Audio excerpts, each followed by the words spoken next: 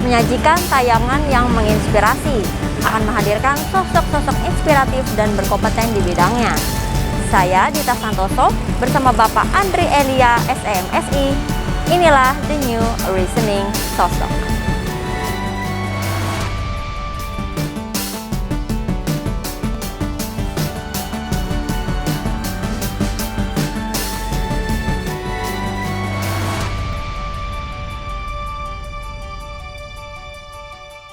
Salam jumpa pemirsa, kembali lagi bersama saya Dita Santoso di Reasoning Sosok. Kali ini telah hadir bersama kita Bapak Dr. Andri Elia SEMSI. Selamat siang Bapak. Selamat siang Dita, apa kabar? Baik sekali. Bapak sendiri bagaimana kabarnya? Baik, salam sehat, salam bahagia untuk kita semua, salam tangguh ya. Amin. Ini Pak, protokol kesehatan dilaksanakan Ya, harus Wajib. dan wajib tanpa memandang batas waktu ya. Iya. Jadi di mana kita berkumpul dengan keluarga maupun dengan setiap orang harus tetap menjalani protokol kesehatan. Iya, baik. Bapak Andri ini pemirsa adalah Rektor Universitas Palangkaraya, Pak ya. Ya. Nah, boleh sharing sedikit Pak dengan pemirsa yang ada di rumah. Bapak menjabat sebagai Rektor Universitas Palangkaraya sejak tahun berapa, Pak? Ya, saya menjabat Rektor Universitas Palangkaraya dilantik tanggal 7 September tahun 2018.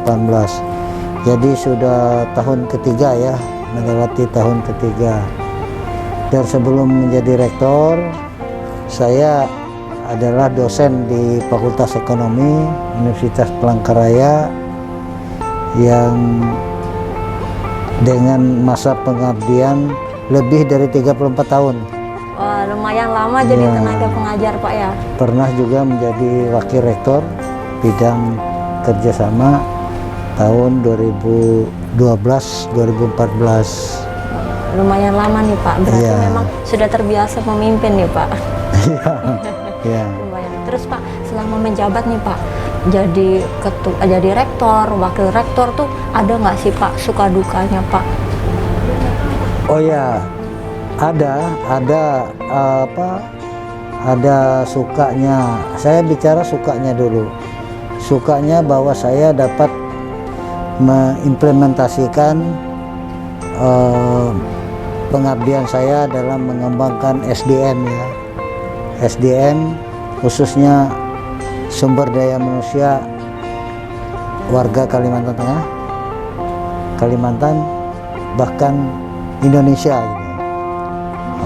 Di mana sumber daya manusia ini menjadi penting dalam pembangunan bangsa, khususnya generasi milenial, calon pemimpin bangsa, di mana saya bisa mengaktualisasikan ilmu pengetahuan saya baik kepada anak didik saya, kemudian kepada Sivitas Akademika dalam rangka memanage pengelolaan sebuah perguruan tinggi. Pengelolaannya baik akademik, kemudian pengelolaan pengembangan karakter, kemudian penelitian, inovasi dalam pengembangan pengabdian kepada masyarakat. Luar biasa. Ya.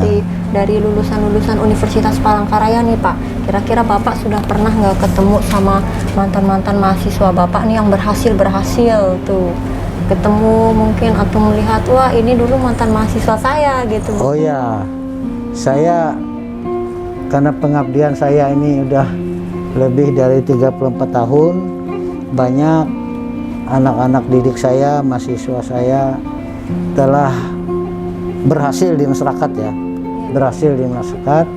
Ada yang jadi pengusaha, ada yang jadi politikus, bahkan ada yang menjadi pemimpin di sebuah organisasi maupun di instansi swasta, pemerintah juga ada banyak. Jadi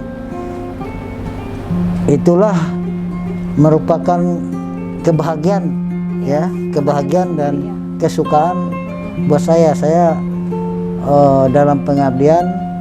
Jika anak didik saya melebihi saya dan berhasil, ada satu kebahagiaan dan kebanggaan. Iya. Jadi bukan sebagai seorang pendidik, bukan merasa bangga jika kita mempersulit Iya. anak didik kita. Justru kita berupaya anak didik kita dan mendoakan mereka harus lebih hebat dari kita. Ya pastinya Itu. luar biasa. Berarti Pak sudah ada yang jadi politikus, sudah jadi pemimpin organisasi, berarti Bapak juga luar biasa. Karena kan hasil didikan Bapak juga ya lumayan luar biasa. Ya enggak juga yang saya, seluruh sivitas akademika, para dosen, ya para dosen yang ada di kampus ini bisa menghantar mahasiswa berhasil lulus ya, berhasil lulus, dan setelah mereka lulus mereka dapat melaksanakan sebuah pengetahuan integritas yang telah diberikan kampusnya kepada mereka.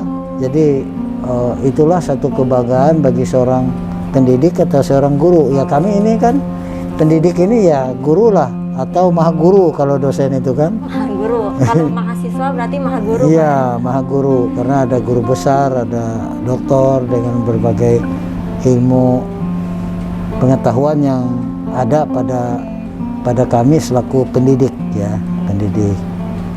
Jadi itu ya Dita ya, kita merasa sangat senang jika dan bahagia jika anak didik kita berhasil. Jadi dan jika anak didik kita tidak berhasil juga ada satu kekecewaan lah. Kadang-kadang ketemu mereka, saya bertanya, loh kamu sekarang di mana? Kok kenapa begini kan? Satu ada rasa prihatin, tapi tetap kita berikan semangat kepada mereka. Luar biasa. Ya. Kalau untuk sudah pada titik di sini Pak menjabat sebagai rektor, Bapak sendiri pernah nggak sebenarnya terbayang kalau saya akan menjadi seorang rektor di suatu universitas kira-kira? Oh jadi gini, sebuah seorang manusia ini kan harus memiliki semangat dan cita-cita. Jadi saya dulu mempunyai pilihan pengabdian artinya pilihan kemana saya harus bekerja. Nah memang saya bercita-cita menjadi pendidik di perguruan tinggi, pendidikan tinggi. Nah oleh karena itu saya menempa diri saya dengan menggali berbagai ilmu pengetahuan. Saya setelah lulus SMA saya kuliah S1, kemudian saya berkuliah. Setelah S1 saya melamar menjadi dosen.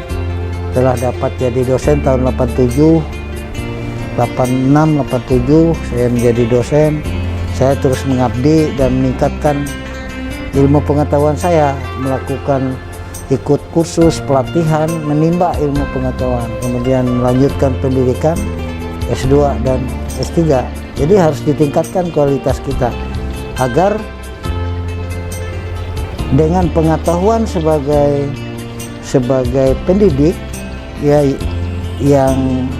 yang baik ya, jenjangnya harus mengikuti pendidikan yang setinggi-tingginya, sehingga ilmu yang kita peroleh dapat kita transformasikan dan transferkan, pindahkan yang ada di otak kita ini, kita dapat bagikan kepada anak-anak kita. Luar biasa berarti dedikasi Bapaknya selama di universitas, dan juga itu baru pertama kali jadi pengajar tahun 86-87. Iya. Luar biasa lama sekali, saya belum lahir Pak itu. Belum lahir.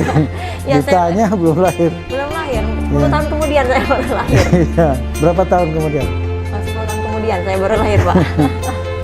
Jadi itu, nah kita harus kegiatan saya sejak jadi dosen ya mengikuti kegiatan di dalam kampus, melaksanakan tugas mengajar, kemudian di luar kampus ya saya menggali ilmu pengetahuan dengan berorganisasi.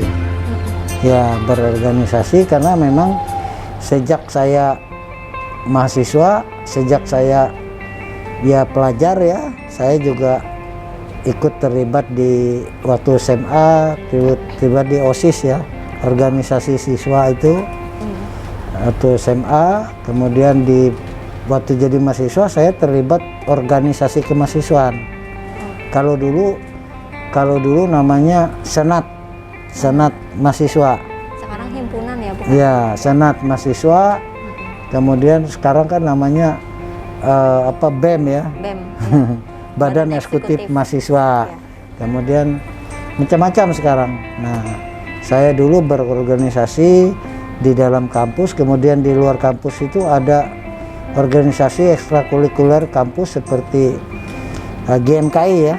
Oh, GMKI, Gerakan Mahasiswa Kristen Indonesia, itu untuk mengasah kita berorganisasi sejak mahasiswa.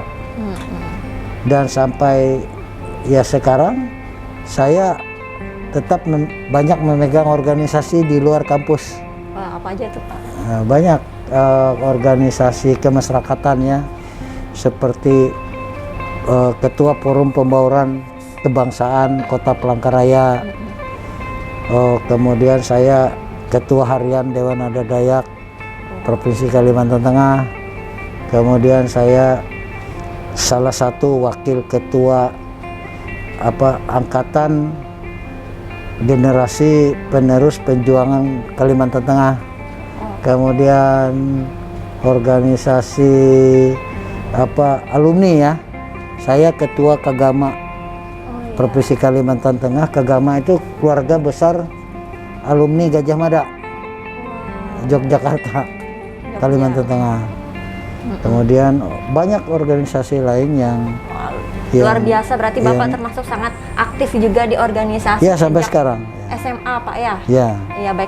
Sebelum saya makin penasaran dan sebelum kita lanjutkan ke segmen berikutnya, kita akan jeda dulu, Pak ya. Listening Sasak akan kembali setelah jeda berikut ini. Tetaplah bersama kami.